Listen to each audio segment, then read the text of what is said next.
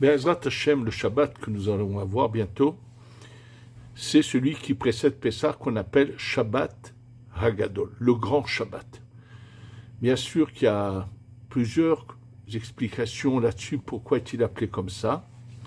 Et d'abord, nous allons aborder le côté, ce qu'on appelle le pshat, l'explication que tout le monde, qui est accessible absolument à tout le monde, c'est que l'année de la sortie d'Égypte,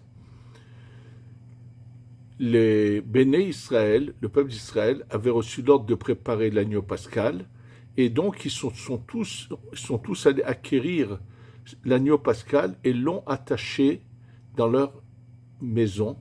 Et c'était quelque chose de terrible pour les Égyptiens de voir leur divinité attachée d'une manière qu'on prépare à égorger, et ils n'ont pas pu réagir. Donc c'était un grand Shabbat, c'était un grand miracle, absolument.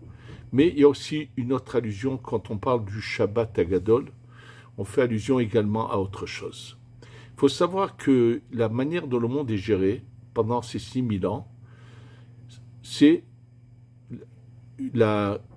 l'équilibre, ça veut dire la justice, le bon, le mal, ce qu'on appelle, il y a différentes manières de l'interpréter, mais c'est la manière dont Hachem gère, c'est une manière qui est liée à la nature, où rien de spectaculaire se passe, sauf des fois, bien sûr, des grands miracles.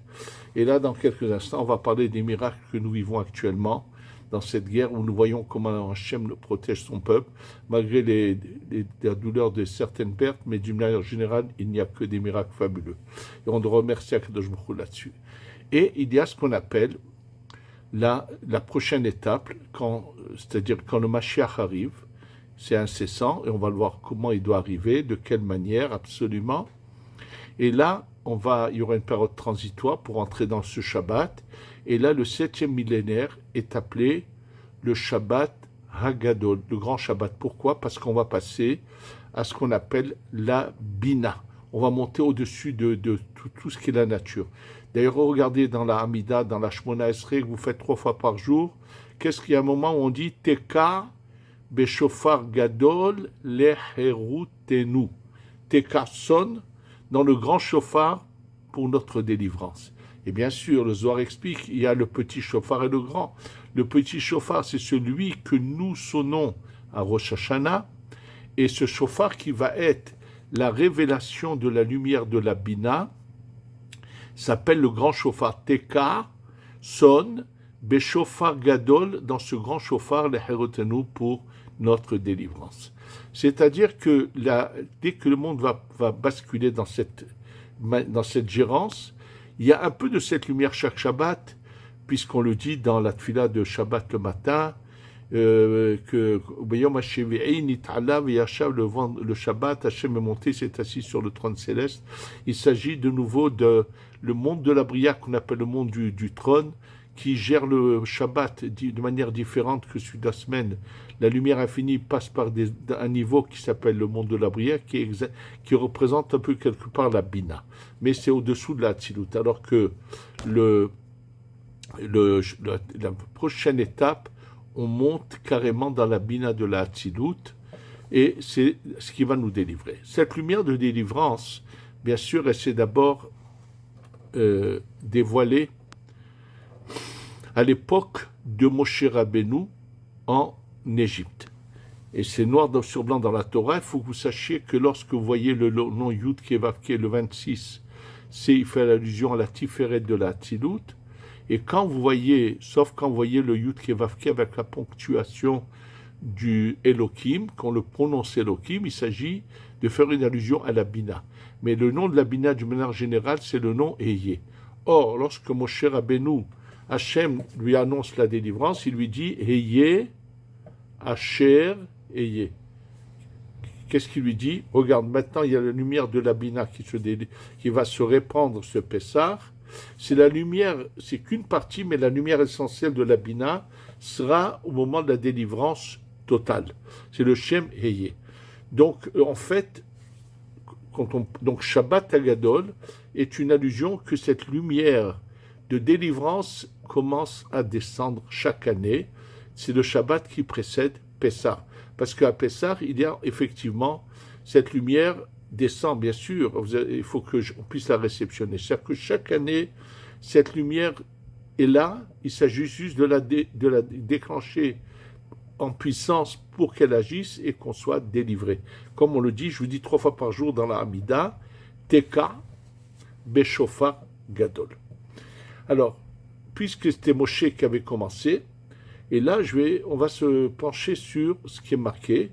Je vais vous donner tout de suite les références, ceux qui veulent le regarder, dans 2 endroits dans le Zohar, dans la paracha de Pinchas et également dans la paracha de Ki Tetse, où là, il nous est dit que à Goel Arishon ou Goel Aharon, le premier délivreur, c'est lui qui va venir délivrer, c'est-à-dire c'est Moshe.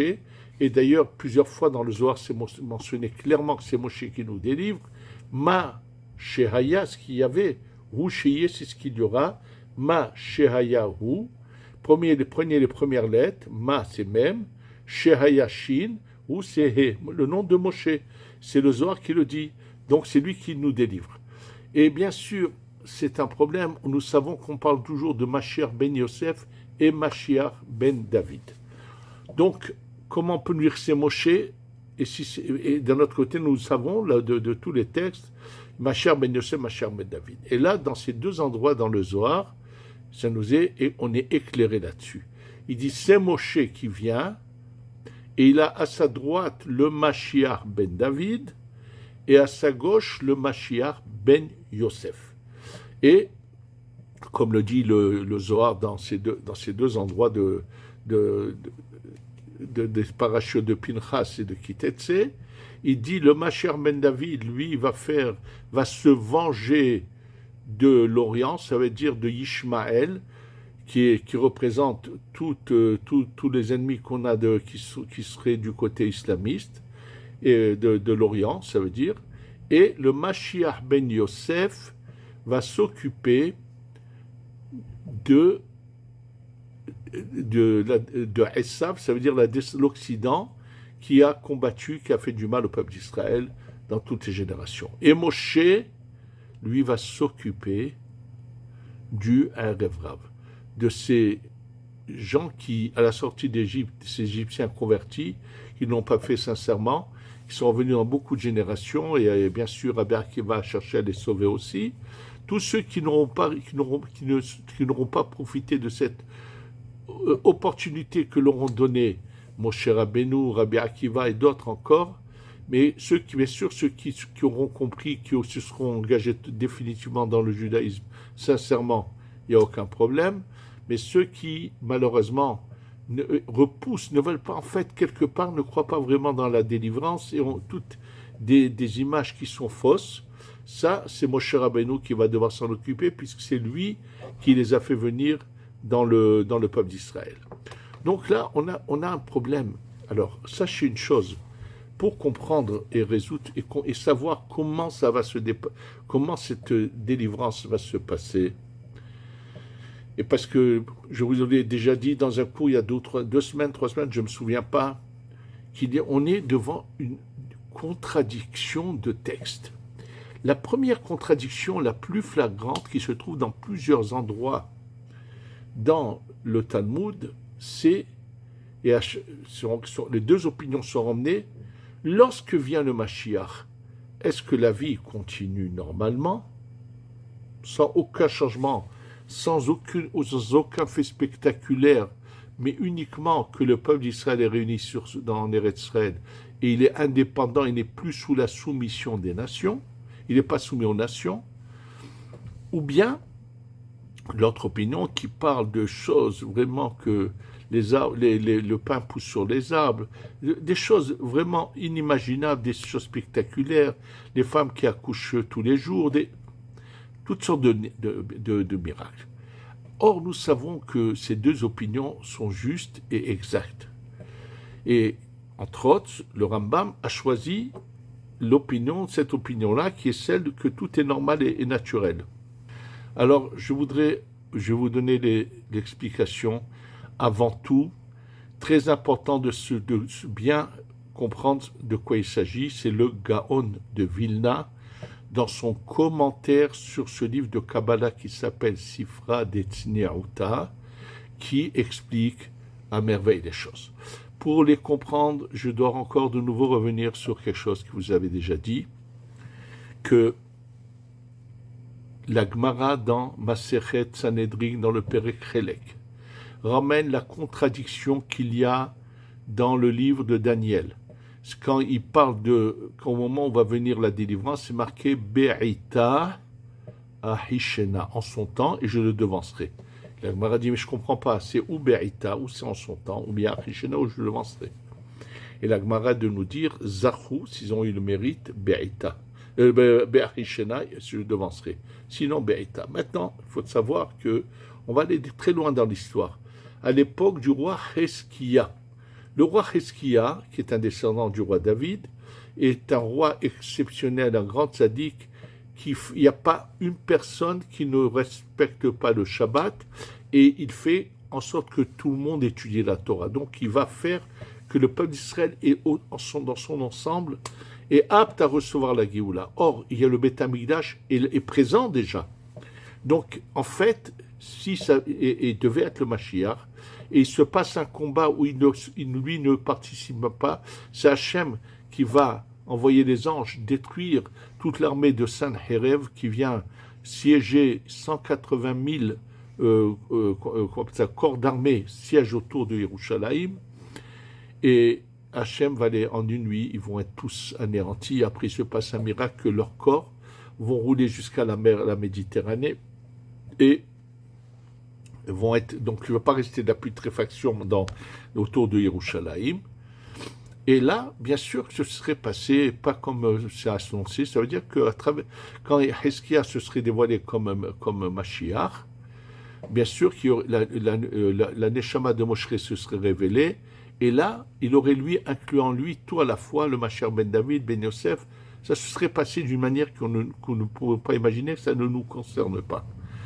Il y a eu dans beaucoup d'époques où il y a eu des gens qui devaient être le Mashiach, comme c'est le cas du Rabbi Haïm ben Attar, le Ora Haïm HaKadosh, qui le dit clairement qu'il devait être le Mashiach de son époque.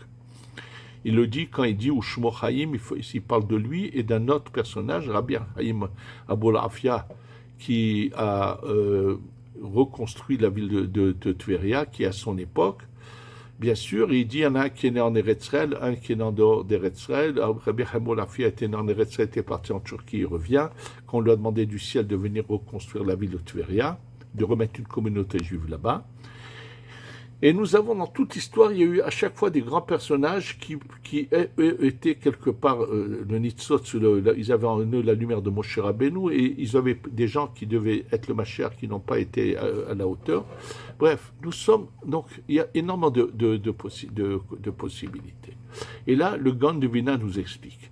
Comme le cas, je vous ai cité dans mon cours, dans les décrets de 5408, 5409, à l'époque de Rav Shimshon Meostropoli, c'était une opportunité où ça aurait été devancé.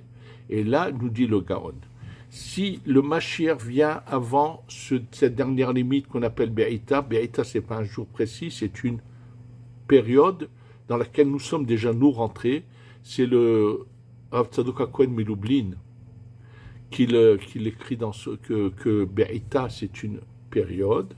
Nous sommes rentrés dans cette période depuis, c'est clair, depuis 5748 et surtout en 5750 où nous sommes rentrés dans l'après-midi du vendredi à l'entrée du Shabbat. Donc nous sommes déjà dans Be'ita. Mais si ça s'était passé, le dit le Gaon de Vilna, il dit si ça avait été Achishena, donc au départ il n'y aurait eu que le Mashiach ben Yosef, et bien sûr qu'il y aurait eu des descendants, puisque la vie continue normalement, les gens meurent, c'est-à-dire tout, il y aurait eu une sorte de lignée qui sont indépendants, et d'ailleurs, dans cette possibilité dont je parle, le Mashiach ben Yosef risquait d'être tué par nos ennemis, absolument.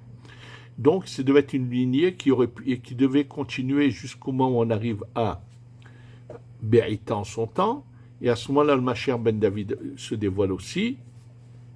et il n'y a plus de morts, et ainsi de suite. C'est le Ganovina nous explique que si ça s'était passé dans Ahishena, ça se serait passé donc en 2 étapes. Donc il serait venu bien sûr en 2 étapes, et c'est donc à cela que fait l'allusion. Celui qui dit qu'il n'y a aucun changement quand vient le Mashiach parle dans le cadre que le Mashiach Ben Yosef se dévoile en premier. Donc si on est dans Ahishena, c'est devancé. Et les autres Chachamim parlent d'une fois que le Mashiach Ben David se révèle, où tout commence à changer, la nature, les choses surnaturelles et des miracles inimaginables. Ça, je le dis encore une fois, donc prendre des textes où on nous dit que ça va prendre tant de temps et qu'après la résurrection de mort, c'est après 40 ans et ainsi de suite, c'est inexact de les adapter à notre époque, puisque nous sommes arrivés dans la période de Be'ita, et d'ailleurs, le Zohar que je vous ai cité, qui parle de Moshe avec les 2 Mashiach de chaque côté, parle dans cette formule que nous vivons actuellement, où nous sommes en fin de parcours. Nous sommes arrivés à la toute fin.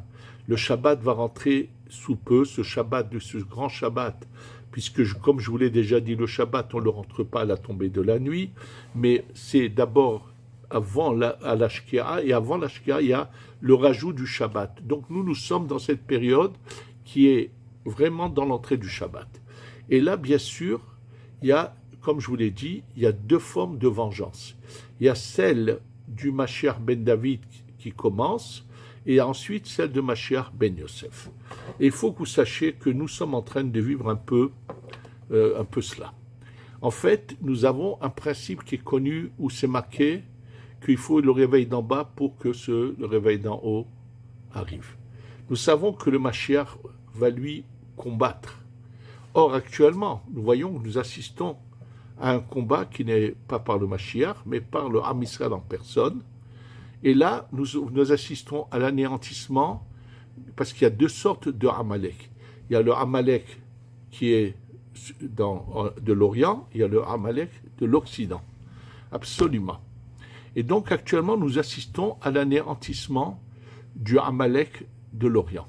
Et si vous suivez, vous savez ce qui se passe, depuis le jour où a commencé ce combat, par l'élimination de Khamenei, depuis, il y a un grand nombre, constamment, toutes les têtes tombent les unes après les autres. Or, lorsque les têtes tombent dans ce bas monde, c'est que l'ange là-haut est en train de tomber et de chuter complètement. Donc, en fait, quelque part, la lumière du Mashiach Ben David commence à se répandre, et on est en train d'anéantir totalement le Amalek qui est de l'Orient. Maintenant, il faut savoir une chose, que c'est marqué que lorsque Yitzhak a donné les bénédictions à Yaakov, et après il lui dit à Yaakov, tu vas partir, ma Torah nous raconte que Esav va aller s'unir avec Yishmaël. Oui, tout d'un coup, l'Orient, l'Occident veulent s'unir, et pour essayer de combattre Yaakov. Et ce qui est incroyable, c'est qu'actuellement, nous sommes en train d'assister à la même chose. D'un côté, bien sûr, nous avons les États-Unis qui combattent ce Amalek aussi. Ils ont un grand mérite. Je pense que l'ange qui représente Trump là-haut des États-Unis voit le Beth Amikdash en train de descendre, et il a su choisir le camp des vainqueurs. Mais il y en a d'autres qui sont au contraire, leur ange est en train de voir que lui, il va se prendre un coup terrible sur la tête, et donc il préfère essayer de faire cette alliance qui avait déjà eu lieu à l'origine entre Esav et Ishmaël, et c'est le cas actuellement en Europe. On a 2 sortes d'approches. Il y a celle où on reste sur la touche, on ne veut pas se mêler, et même avec le culot de vouloir dire que c'est nous qui sommes des agresseurs et ainsi de suite. Mais il y a pire que cela. Il y a ce pays qui a, à travers les générations, qui a été pas moins terrible par rapport à la communauté juive, la Russie, où il y a eu les tsars, qu'il ne faut pas oublier qu'il y a eu ce qu'on appelait les cantonistes, on volait des enfants juifs et on les enrôlait pendant 25 ans. Ils devaient être au service de la Russie. Oui, et il faut le savoir que ceux qui connaissent l'histoire, il y a eu des décrets terribles qui ont touché la communauté juive de Russie. Et aujourd'hui, on assiste à cette union de nouveau de ce pays avec leur dirigeant, bien sûr, celui qui décide, parce que son ange est en train de mal le guider apparemment, c'est d'essayer d'aider le Amalek de l'Iran.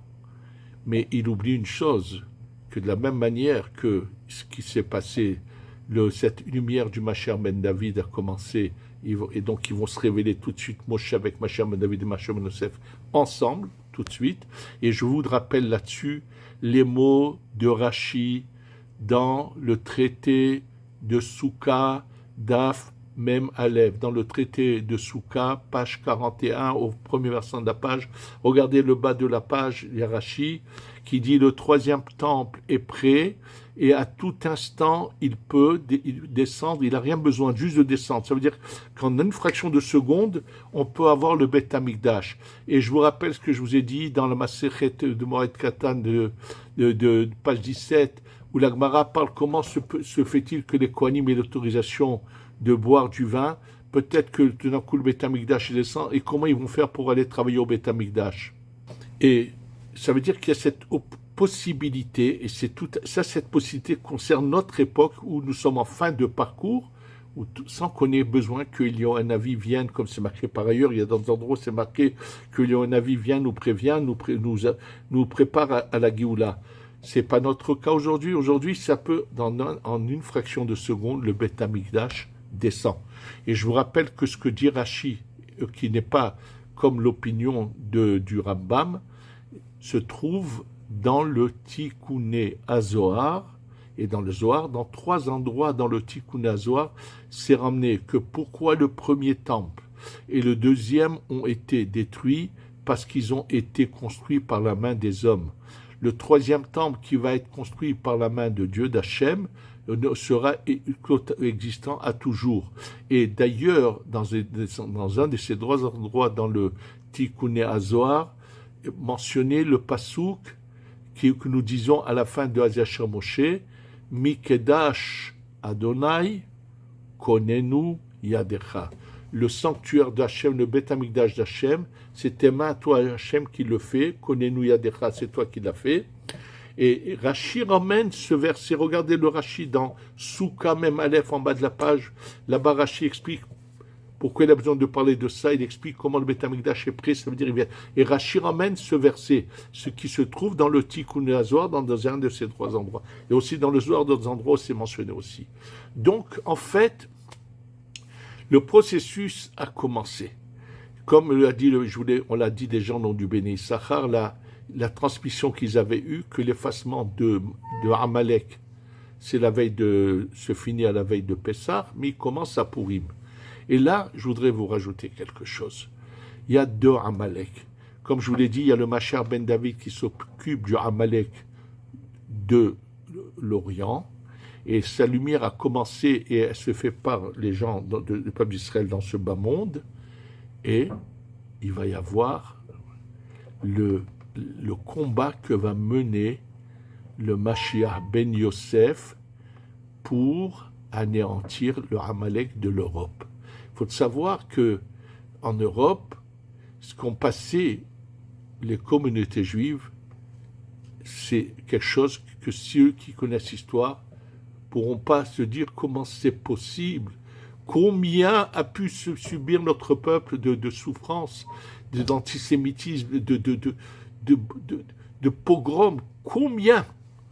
Bien sûr, il y a eu le représentant de ce Amalek de l'Occident, c'était Hitler en personne, qui était la réincarnation de Esav et de Haman, absolument. Et il y a eu aussi, d'attention, les tsars de la Russie, ou bien en 5408, le Cosaque Khamil, qui lui, c'est l'Ukraine, mais pratiquement, ou bien les collaborateurs en France pendant la Deuxième Guerre mondiale, et ainsi de suite. Il faut savoir que maintenant, la première phase d'effacement du premier Amalek est en train de se réaliser, va se finir peut-être au moment où il y aura mon cours, il sera déjà fini, mais va commencer l'autre effacement de l'autre Amalek, et ça sera des miracles spectaculaires, surnaturels, qui va bientôt nous voir, on va voir bientôt comment Hachem va commencer à faire le compte de tous les autres Amalek qui nous ont toujours fait du mal et qui aujourd'hui essayent de refaire naître cette union entre Esav et Ishmaël. Qui sache, Hachem est là, Hachem gère le monde, Dieu est là, Dieu gère le monde et ne laissera plus le mal continuer tous ces assassins, aussi bien d'un côté que d'autre. Ce sont des assassins qui n'ont jamais hésité à tuer des gens s'ils n'étaient pas dans leurs mêmes idées. Tous leurs opposants, ils les ont assassinés d'une manière vulgaire. Et il est arrivé le moment où Hachem va dire ça suffit. Et il faut que nous le sachions. Nous sommes dans le dernier virage. Nous sommes vraiment à tout instant, ce troisième Beth Amikdash peut descendre, ça peut se passer au moment où je vous fais ce cours, ce n'est pas le cas, mais peut-être comment vous allez l'écouter, il sera déjà descendu. Mais nous devons tous demander, s'unir ensemble et dire Ribono Shel Olam. Ça suffit. Amalek a entaché ton nom, tu vas, pour l'honneur de ton nom, tu vas les éliminer. Et comme ça a commencé, Baruch Hashem, et ça va continuer maintenant vers l'autre Amalek, puisque ce qui se passe actuellement, c'est la lumière du Mashiach Ben David qui est en train de se révéler, de se descendre et qui aide ces gens sur terre qui le font. Et bientôt, ça va se passer de manière beaucoup plus spectaculaire, où le Mashiach Ben Yosef va agir, et cette fois, bien sûr, ils n'arriveront pas à le toucher, et qui va tout simplement, également, d'une manière quand on ne sait pas comment, va éliminer les autres. Maintenant, je voudrais un dernier détail vous dire. Ça fait depuis des années que j'ai beaucoup de peine, ça m'a fait toujours beaucoup peiner de voir qu'il y avait des Juifs qui étaient en Iran et qui ont eu la possibilité de venir, qui ne le voulaient pas. Je peux vous dire que de mes propres yeux, je l'ai vu il y a pas mal d'années. Lorsque mon collègue se trouvait dans la vieille ville de Jérusalem, pendant des années, il était là-bas, et lorsqu'est venu me voir un couple iranien qui vivait encore en Iran, qui avait leur maison ici. Et je leur ai parlé, je leur ai dit, mais pourquoi vous repartez? Vous avez votre maison. Monsieur s'est mis à pleurer, mais il n'a pas changé d'avis. Nous savons que depuis quelques années, il y a cette communauté et à leur tête des rabbanim qui sont d'origine iranienne, qui ont fait leurs études dans des collèges en Amérique, qui sont à la tête et qui ont voulu aider cette communauté. Mais combien d'appels on a fait à ces gens qui sont là-bas? Selon les estimations, il y a encore 9000 juifs en Iran. Et malheureusement, ces pauvres malheureux sont en train de passer actuellement l'enfer. Parce que l'Iran qui est bombardé aujourd'hui a fait tomber son économie et par terre. Eux vivent dans l'ombre, ils ont très peur qu'on les accuse de coopération. Je sais qu'en général, eux fabriquaient leurs matzot eux-mêmes en Iran. Je ne sais pas comment ils vont passer ce Pessah. Et notre prière est qu'il y ait tout d'un coup un moment où l'aéroport de Téhéran soit pris par les opposants au régime et qu'ils aient une ouverture pour vous revenir parmi nous. Mais ils passent le calvaire. Sachez que tous ceux qui se trouvent quelque part dans l'Occident, qui ont la possibilité de faire leur valise et de venir, n'attendez pas. N'attendez pas d'être en stand-by dans les aéroports et on ne sait pas comment les choses vont se développer et se passer, mais essayez de tous être là avant que au moment où vous écoutez mon cours, le Beth Amikdash n'est pas encore descendu. Venez tous ici pour assister à ce Beth Amikdash qui va venir et que Be'ezrat Hashem, nous allons reprendre ce service qu'on avait d'amener ces sacrifices à Hashem et passer cette période transitoire jusqu'à ce qu'on arrive à ce grand Shabbat qui aura lieu dans le 7e millénaire, qu'on appelle le Shabbat Agadol. C'est le vrai Shabbat Agadol. Fasse que ce Shabbat Agadol qui arrive soit le début de la révélation du vrai Shabbat Agadol, c'est-à-dire que la lumière de la Bina qui frappe les mauvais et délivre le peuple d'Israël et qui nous accueille pour qu'on fasse teshuva, que cette lumière de la Bina se révèle et que ce Pessah qui arrive, on puisse emmener l'agneau pascal, le Korban Pessah, et qu'on puisse passer à l'étape suivante. On va tous se demander, et Be'azrat Hashem, Hashem va écouter nos prières, va anéantir tous les Amalek, aussi bien de l'Orient que de l'Occident, et va enfin nous délivrer, qu'on puisse servir. Et je rappelle, les bons du monde seront présents et vont voir tout cela. Ceux qui veulent voir la référence n'ont qu'à ouvrir la Gemara dans Masechet Makot, à la toute fin de la Gemara, la dernière page de la Gemara de Masechet Makot, Od Yeshvu Zkenim Uskenot, il va y avoir des vieillards qui vont être là. Il s'agit de tous les bons du monde qui vont assister, qui vont vivre longtemps et voir tous ceux qui avaient de l'amour pour le Israël, qui n'ont fait jamais de mal. Bien sûr que tous les bons des nations vont avoir la chance d'avoir une longue vie, d'assister à tout cela, et que Be'ezrat Hashem, nous le voyons, Iru Aynenu Vismah Libenu Yagil Libenu, que Hashem nous montre bientôt la Géoula Shlema qui va venir très bientôt, et que nous devons tous la réclamer, la demander, et qu'on la voie arriver, et que déjà ce Pessah, nous aurons le Korban Pessah. Amen, Ken Yeratzon, Sheniske Legula Shlema, Amen ve Amen.